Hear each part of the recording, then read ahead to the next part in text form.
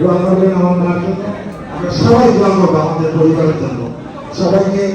আবার আসসালামু আলাইকুম। সবাই দোয়া করবেন, যেভাবে আপনাদের কাছে ছিলাম আল্লাহ যেন সেভাবেই আপনাদের কাছে اللهم آمين آمين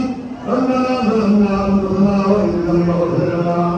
وترحمنا لنكونن من الخاسرين ربنا آتنا في الدنيا حسنة وفي الآخرة حسنة وقنا عذاب النار ربنا تقبل منا إنك أنت السميع العليم وتب علينا إنك أنت التواب الرحيم آمين آمين آمين لك لا إله إلا الله